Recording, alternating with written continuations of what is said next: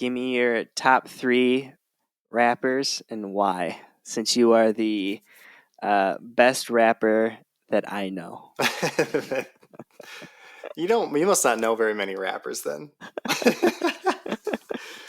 So this is great. So I have a couple different ways of answering this question.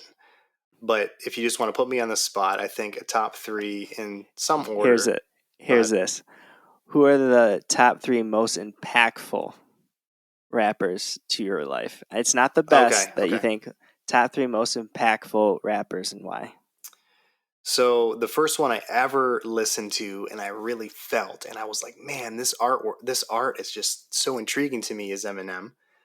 And that's not too surprising. Like a lot of people grew up with us. We were like in the early 90s growing up, and that's when he was big and famous, and towards the late 90s. So we're like 8, 9 years old, and now we're transitioning to he's like the top of the game.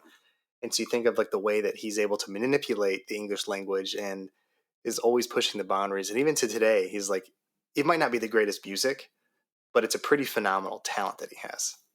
And so that was the first thing that sparked my interest in hip hop. And then when you go throughout everything else, you think of, oh man, there's so many like these underground people I used to listen to. And then one of the people I always come back to is Kanye West. It's probably influential for me too. Now we're in 2023 and things with Kanye are much different than when I first really enjoyed his music and enjoyed his personality, enjoyed his thoughts.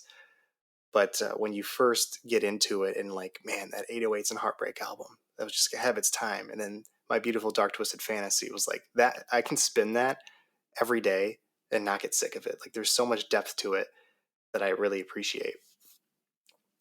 And so one of the other people that I put in that same category, like I can spin this album, I can listen to this person rap all day and just not get tired is Nas.